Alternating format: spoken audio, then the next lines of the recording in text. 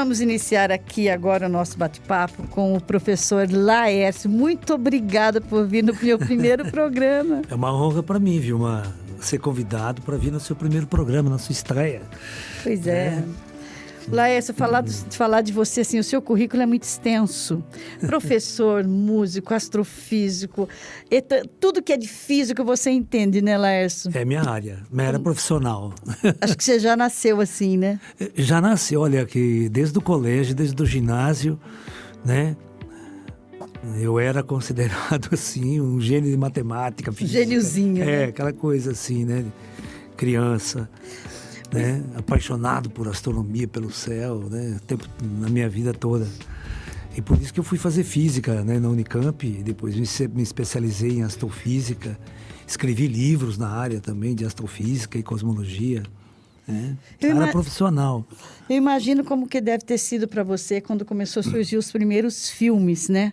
Que falavam desses assuntos. Por exemplo, eu me lembro que a primeira vez que eu vi um filme assim que falava mais diretamente desses assuntos, né, foi aquele Eclipse. Um dos primeiros que eu lembro, que, né, assim, do eclipse que dava aquela escuridão, esse filme. Eu lembro, acho que meio criança, assim. Sim. Depois veio esses Star Wars, essas coisas todas, né?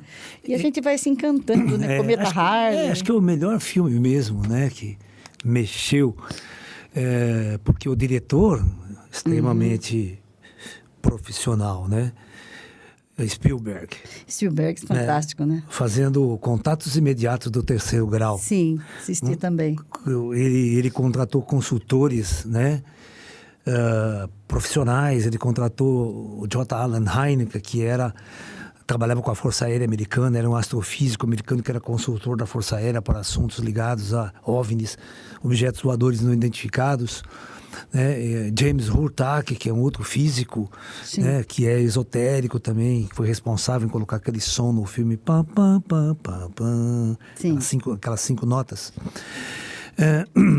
E os filmes, eles sempre abriram portas, né? Para a questão da ufologia, né? O que é, as pessoas sempre me perguntam, mas Laércio, como que você, sendo um físico, né, sendo um astrofísico, se interessou tanto por ufologia, por extraterrestre? Exatamente pelo fato de você ter noção do universo, ter noção do cosmos, e ser tão tolo e acreditar que essa imensidão do universo que está aí fora, né, está vazia, não tem nada. Só nós fomos criados aqui na Terra. Isso é uma utopia tão grande, né? Então, chega a ser egoísta. Né? Completamente egoísta. Todo bom astrofísico, eu lembro que nós fazíamos muitas discussões no Unicamp, inclusive o próprio César Lattes, ele foi meu professor, né? Eu brincava com ele, falava, professor, o senhor acredita em extraterrestre, né? Ele falou assim, claro que eu acredito. Claro. Porque se eu não acreditasse, a vida não tem sentido. E ele era também do cosmos, né? Uma pessoa que estudava, né, altas energias, tinha laboratório de astrofísica, né, para estudar raios cósmicos e tudo mais. Então, é muito difícil você, no meio da astronomia, acreditar que o universo é vazio, né? O próprio Carl Sagan, né? Por que o Carl Sagan, na década de 70, quando ele é o diretor do projeto Viking, né, e Voyager, né, ele coloca aquela mensagem dentro da nave para que inteligências que encontrassem a nossa sonda lá pudessem saber de onde nós viemos, né? Ele coloca uma mensagem codificada, com um disco, com todas as músicas, com vídeo, com todo o material nosso. Né? Mas é muito engraçado, né, que ele coloca num disco desse tamanho de ouro, né? Sim. Que o ouro dura muito, né? Banhado a ouro e tal, pode durar milhares de anos no espaço. E a utopia, né, é que essa nossa tecnologia era tão primitiva, né? Que nem hoje nós tem mais equipamento para tocar esse negócio. Não tem. Porque ninguém toca CD, quem tem CD? Não tem mais CD, né? Principalmente aqueles tocadiscos da década de 70, que era muito grande, né? Com imagens, músicas da Terra, acreditando que alguém extraterrestre, uma civilização avançada, ele ia encontrar nossa nave e ia saber de onde ela veio, né? Mas qual que é a utopia? Essas naves nossas, elas são tão lentas em termos de viagens espaciais, a velocidade média delas é 80 mil quilômetros por hora. Pois é. 80 mil quilômetros por hora demora, assim, 17 anos para chegar em Plutão. essa mesma sonda, né, que nós enviamos para o espaço, a Voyager 1 e 2, para chegar no sistema solar mais perto da Terra, próximo, vizinho aí, né? Demora 8.000 anos. É verdade. Então é muito provável que daqui 1.000 anos no futuro, nós desenvolvemos uma tecnologia tão sofisticada de viagem espacial, já contatamos ETs, que nós vamos buscar essa sonda, ela não chegou em lugar nenhum, e vamos trazer para os museus aqui, nós. Agora, deixa eu fazer uma pergunta para você, Laércio. Hoje, com essa superpopulação que a gente tem, né? Como que uma pessoa consegue identificar que é um ET? Como que a gente reconhece um ET na Terra? Não tem como, né? Tem duas maneiras de você encarar a ufologia. Sim. Existe a ufologia chamada materialista, científica, casuística. Existe uma ufologia chamada esotérica, mística, espiritualista, né? Qual que é a diferença?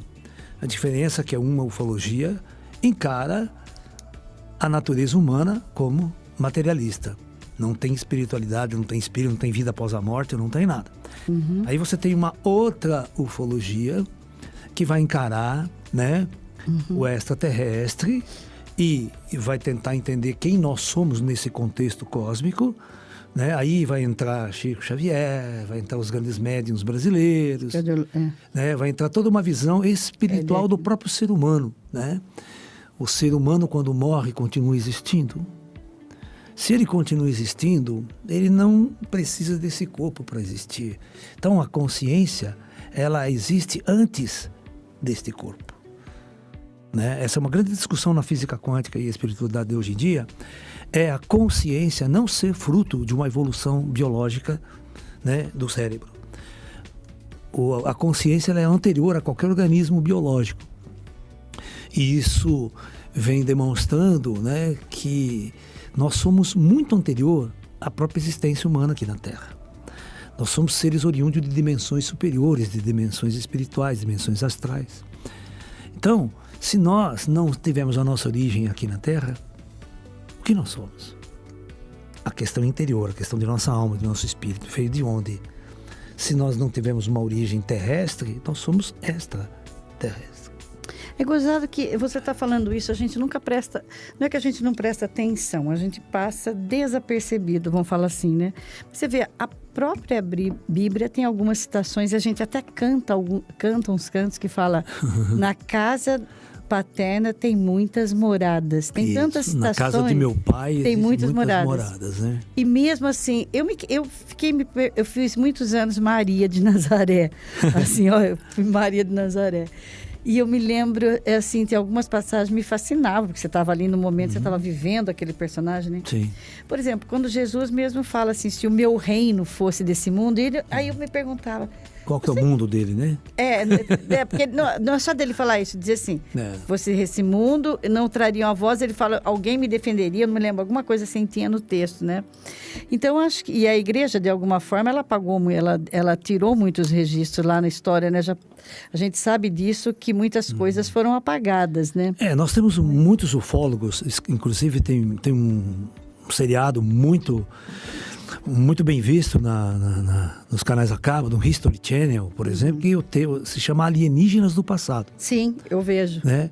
Esse Alienígenas no Passado é baseado num clássico, né? De um livro clássico, de uma teoria dos antigos astronautas, do Erich von Däniken, né?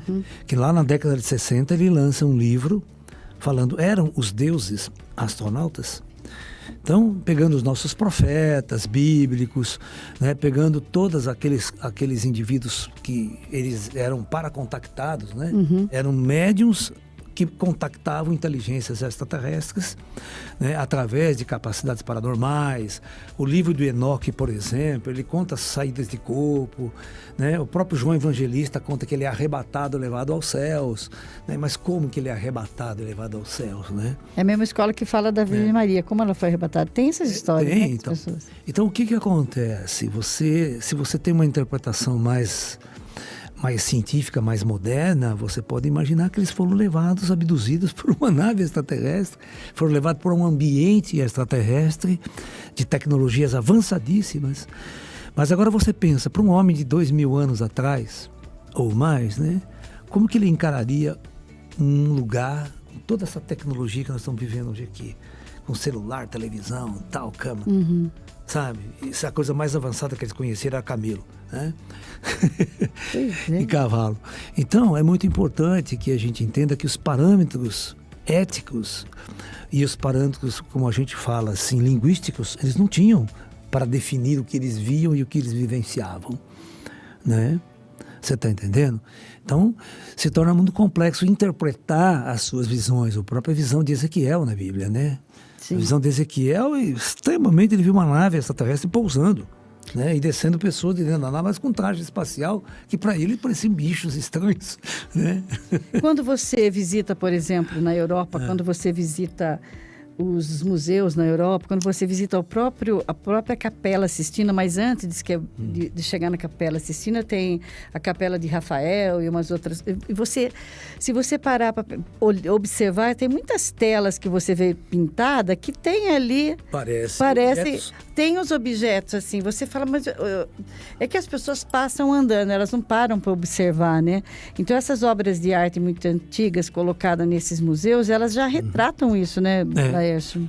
E uma das questões, nós podemos dividir dois tipos de contatos com inteligências extraterrestres, que a gente chama de contato físico. Você tem um contato físico, pode ser de primeiro, segundo, terceiro ou quarto grau, né? O quarto grau, quando a pessoa vai para dentro de uma espaçonave e é trazida de volta, né? São as abduções. Aqui em Limeira eu já estudei 4 abduções. Você pode citar alguma? Eu Só posso citar nome. Não, eu posso citar que ele já partiu. Já falei, ele era muito, na época ele foi muito falado, tal, ele já partiu para o plano espiritual, né, que é o Wilson Fernandes. Né? Sim. Ele é pai do David Fernandes, muita gente conhece, que ele foi atleta. Eu sei quem é. Na bicicleta e tal, né? E ele foi abduzido, ficou 24 horas dentro de uma nave. Depois ele volta contando toda a história. E ele era um médium centro espírita. E depois ele começa a fazer desenhos incríveis. Ele era analfabeto, ele não sabia ler nem escrever. Como que pode, né? Sabe? Mas ele fazia inscrições extraterrestres com uma perfeição. Quando você mandava ele assinar o nome dele, ele demorava meia hora para tentar querer assinar o nome dele. Isso é aqueles garranchos. Mas mediunizado, ele fazia desenhos incríveis. Eu tenho todo esse material dele comigo, né? Que de anos de trabalho que ele fez, hoje está tudo comigo na minha mão, né? Então, tem os paracontactados e os não contactados. Agora, por que eu queria entender assim, né? Eu acredito que exista mesmo. Não tem, hoje a gente não tem gente como negar, gente. A ciência está provando. A gente conhece muita gente que já teve esses contatos. Eu tenho uma curiosidade, assim, e talvez você consiga me responder. Esse povo é mais evoluído no sentido de ser pessoas melhores? Ou eles também têm os mesmos problemas que nós temos aqui, de ter lá alguns seres que são ruins também? É isso que eu sempre me pergunto. Será que eles são seres melhores que nós? Por isso que eles são mais evoluídos no sentido de ser melhor. Como será? Na verdade, qual que é a idade do nosso universo? Nosso universo físico tem cerca de 13 bilhões de anos. Né? Se nós pensarmos em processos evolutivos pela galáxia, né? Quando a Terra estava nascendo, há 4,5 bilhões de anos atrás, a galáxia já tinha 9 bilhões de anos. Então, quantas civilizações avançadas poderiam existir muito antes do nosso planeta existir? Nós temos que pensar a coisa diferente. O que é esse comportamento humano, do ego humano? Ele só acontece. O que é o mal? Quando perguntaram sobre o mal no mundo para o Buda, o Buda responde que o mal no mundo não existe. O mundo é reflexo do interior das pessoas. Então, quando nós estamos neste estágio primitivo aqui na Terra, a nossa consciência sobre nós mesmos não existe, né? Nós somos formatados pelas faculdades, pelas escolas, pelas instituições ideológicas e políticas e religiosas. Nós somos formatados, nós não somos o que nós somos. Nós vivemos um programa. Nós somos um androide. Nós somos exatamente um Blade Runner lá, né? Nós somos um androide programado para viver uma vida. Ninguém para olhar para o céu, para discutir, para perguntar quem sou, o que eu estou fazendo aqui, qual é o problema, né? Raramente alguém faz isso. Então, nós somos programados e executamos o programa todos os dias, quando acordamos, né? cara é dentista, acorda, vai trabalhar de dentista, vai trabalhar de médico, sabe? E a sobrevivência, né? A sobrevivência do mundo e o ego. Então, quando o ser humano ele é tão primitivo na sua própria consciência, o conflito é inerente a essa condição. Mas quando aquilo que Jesus diz, quando você acordar, quando você entender que você é uma alma, que você é um espírito e que a morte não existe, o que o mal vai fazer para quem não morre nunca, né? Certo. Qual é o maior mal que se pode fazer? Me matar, né? Igual o João Batista falava para o Herodes, né? O João Batista tirava um sarro de Herodes, né? Que toda vez que o Herodes passava perto da prisão, que ele estava preso, né? O Herodes falava, né? E a mulher dele passava, ele falava, você é um adúltero, né? Ele ficava puta, vê que ele xingaria de adúltero, né? E ele falava, João Batista, eu vou te matar, João Batista, eu vou te matar. Ele falava, então o senhor vai me libertar. E tirava um sarro na cara do Herodes, né? Porque na visão desses grandes mestres, a morte é uma libertação dessa condição, né? Todos os espíritas nos ensinam isso, né? Todo Chico Xavier, a vida de Chico, a vida de Divaldo, que foi lançado grandes filmes. Agora o filme do Zé Rigor, novamente, veio à tona, né? Com esses artistas maravilhosos aí, mostrando o que é a vida. Então, quando a gente tem uma condição, eu sou médium também desde criança. Sim. Então, a minha visão espiritual, ela é muito avançada nesse aspecto, né? Então, eu vivo duas realidades. Que isso facilitou você ter esse entendimento. Isso facilitou, porque além de eu ser um cientista, eu também vejo espíritos, converso com espíritos, aprendi com os espíritos. Então, essa realidade, para mim, é outra, né? Posso contar uma história interessante? Deve. Aqui, ligada ao ceticismo científico? Pode contar, né? Você vai na Unicamp, o que tem de ateu e materialista? Mas o ateu é o que mais acredita. Não, aquele filósofo... Não, fica discutindo. Não, você pega esse pessoal famoso, Leandro Carnal, esses caras que estão na mídia, eles são ateus, fervorosos e tal. Um dia eu fui convidado, né, por uma mesa de debate sobre essas questões até de vida após a morte, essa questão de ET e tudo mais. Era uma discussão, só tinha cientistas e filósofos. Sim. E eu era o único médium ali, né? Que fui defender, mesmo como cientista, eu fui defender essa visão do médium sobre a vida, sobre a realidade, vida após a morte, essa consciência toda. O próprio ET está dentro desse contexto, né? E todo mundo falou, porque eu não acredito, porque isso não existe, porque Aí eles me questionaram da seguinte maneira: professor Laércio, o senhor como médium, o que o senhor tem nos a dizer sobre essa questão? E eu no meio das feras, né? São aqueles doutores de rótulos de pedigree até o pescoço, né? Eu falei assim, vou contar uma história interessante para vocês de um cego de nascença. Tá? Então, um cego nasce criança, totalmente cego. E desde criança, a relação dele com o mundo é uma relação de um cego de nascença. Então, quando ele estava com uma certa idade, uns 10, 12 anos de idade, falaram para ele que a Lua existia. Certo. E que a Lua era assim, era assado, assim também. Esse cego só pode ter acreditar em uma coisa dentro da sua capacidade de percepção do universo. Então, se ele não tocar, se ele não sentir, isso não existe para ele. Essa realidade não existe. Tá? Tudo bem. Aí, esse cego de nascença, ele faz colégio, ele faz cursinho e ele entra na melhor universidade que o Brasil pode lhe oferecer, né? Ele entra na USP, né? Que nós brincamos de hospício, né? Chamamos de hospício. Aí, ele ainda questionando se a Lua existe. Para ele, com todo o estudo que ele vai estudar, pesquisar, né? Mas cego ainda. Sim. Aí ele vai fazer mestrado, né? Aí ele vai para Berkeley e faz doutorado em Berkeley. Aí, como se não bastasse, ele faz pós-doutorado em Oxford. Olha só. O cara tá desse tamanho. Eu falei, iguais a vocês que estão sentados na minha frente aqui. Só que tem um único problema. Ele ainda continua cego. Pois é. Essa é a diferença entre eu e vocês.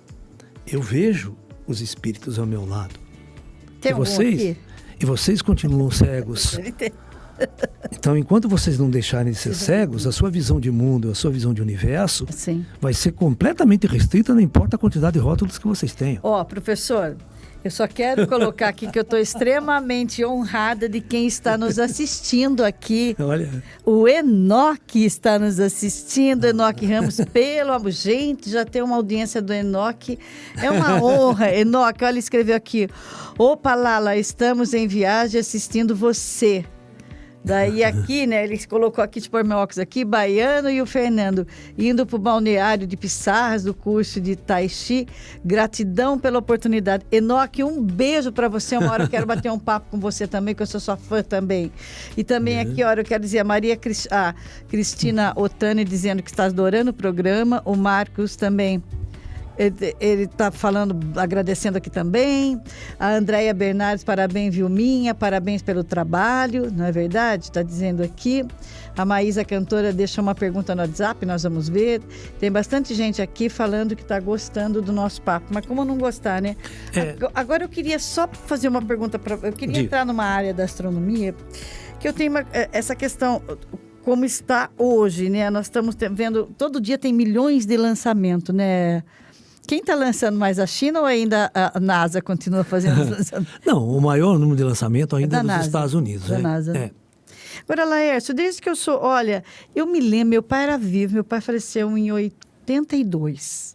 E eu assinava uma revista, meu pai nesse sentido ele era fantástico, ele assinava para nós uma revista chamada Super Interessante. Sim. Eu gostava demais dele, por isso que eu gostava desses assuntos também. Uhum. E aí um dos assuntos, assim, eu me lembro que uma capa dessa revista, ela trazia exatamente que o universo tinha tanto lixo, que uma hora isso ia pesar e destruir o universo. Daquela época, né? Eu começo a imaginar agora. Você acha que vai existir com toda a tecnologia? Eu sei que tudo que se lança é destruir, consegue se aquecer e destrói, porque acho que tem um tempo que lança lá, né? Ah, não, você está falando... Agora que eu entendi a sua pergunta. É lixo espacial ao redor da Terra. Isso, ao redor da Terra. Então, porque eu ia concluir aqui. Esse lixo em órbita aí... eu sempre tive uma curiosidade. Ele cai, mas escuta, será que existe uma tecnologia hoje que pensou assim de recolher? Tem como será recolher esse lixo? Não, gasta muito dinheiro para isso e não serve para nada, é só lixo. Então, deixa que ele cai, ele entra no atmosfera e queima. O que ele provoca quando ele cai? Não provoca nada, ele não cai, ele queima na atmosfera e só vira vapor. E não acontece nada? Não, só se ele for muito grande, né? E o que está lá não é grande. E não é, né? Hoje em dia já não é, né, Laércio? Não, por exemplo, hoje em dia, os objetos muito grandes, por exemplo, a estação orbital, certo? Essa aí, quando vai cair, a gente calibra para ela cair no mar. Não enche o saco de ninguém. Mas os satélites, essas coisas, eles são objetos pequenos que, ao reentrar na atmosfera, essa incendeia todo, não chega nem a bater no chão. Né? Eles se queimam na atmosfera, né? E a tendência, né? Você vê, só o Elon Musk está soltando mais de 3 mil satélites por mês. É isso que eu estava lendo. Você viu que vocês vê aqueles tudo alinhadinho, andando por céu, assim, 6 horas da tarde, aquela lista? Eu já vi. São os lançamentos dos satélites do sistema internet do Elon Musk. Que nós estamos sendo monitorados. Ele quer lançar, parece que 20 mil satélites para cobrir a Terra toda sobre a rede de internet, né? Então, mas isso aí é nosso mundo. A nossa tecnologia avança, a gente joga tudo no lixo e vai trabalhar diferente. Eu acho. Hoje, né, o avanço tecnológico científico muda, né? Muda assustadoramente. Por exemplo, até a década de 90, nós nunca tínhamos visto outro planeta orbitando outras estrelas. Era um enigma se em outras estrelas existiam planetas também. Sim. Hoje, com a tecnologia que foi desenvolvida, né, com o lançamento de um satélite chamado Kepler lá atrás, nós já descobrimos, presta atenção, mais de 5 mil planetas orbitando outras estrelas que não é o nosso Sol, que são chamados de exoplanetas, né? E muitos planetas na zona habitável, mais ou menos com a configuração do nosso planeta Terra, né? Então, agora nós lançamos um maior telescópio, então chamado o telescópio James Webb, que é o mais famoso, ele é 100 vezes melhor que o Hubble, né? E colocado numa órbita bem distante da Terra. Ele está lá 3 vezes distante da Terra-Lua. um terço da distância da Lua, né? Então ele está lá acompanhando a órbita da Terra, né? E ele vai fotografar, está trazendo fotos incríveis. Ele pode até ter a capacidade de fotografar um planeta com tecnologia habitável. Ele pode detectar vida em outro planeta. Maravilha. Vida inteligente em outro planeta. Deve ter mesmo, né? Tem que ensinar muito pra gente. Olha aqui, Laércio, quem tá mandando um beijo para você aqui. Gente, nós estamos em Portugal. Olha aqui, ó. José Agostinho Serpa. Obrigado pela esta oportunidade de mais uma vez estar na presença de conversar com o amado professor Laércio. Não dá nem pra gente falar, né? Porque, assim, queria ter 5 horas de programa. Bem que o Caio falou que eu ia gostar muito. Foi até pouco, mas eu já quero dizer aqui que todo o primeiro programa do mês será um especial do professor Laércio. E se Deus quiser, esse próximo nós vamos fazer direto do centro dele. Acho que o Neto tem umas imagens aí, que ele tem aqui o Caminho e Luz, né? E agora eu vou aproveitar para o professor Laércio, já deixar aí o contato, como que as pessoas fazem para participar das suas palestras aí. Gente, esse lugar é em Limeira. Muita gente não sabe. Isso é no bairro dos Pires. Pode dizer aí, professor. Então, é só entrar no nosso site, laerciofonseca.com.br, que nós temos a programação anual, nós temos palestras com entrada franca, nós temos vivências, retiros espirituais, né? No carnaval a gente vai ter um retiro espiritual. É só entrar em contato, tem essa nossa pirâmide maravilhosa que a gente faz nas nossas meditações, nossas práticas, né? Nós temos palestras com entrada franca, né? Então entra em nosso site e consulte a nossa programação dos eventos que vão ter aí em nosso espaço. Eu tenho certeza que vocês vão gostar de estar lá com a gente. Será um prazer receber todos vocês lá. Então no próximo programa nós vamos fazer lá, já combinado. E no meu canal também, no meu canal do YouTube, nós vamos depois dar uma continuidade nestes assuntos, porque eu acho que é sempre bom aprender com quem sabe ensinar didaticamente, como você, viu, Laércio? Obrigado. Olha, Deus te abençoe muito, que você continue essa luz, porque ele é uma luz. Educadora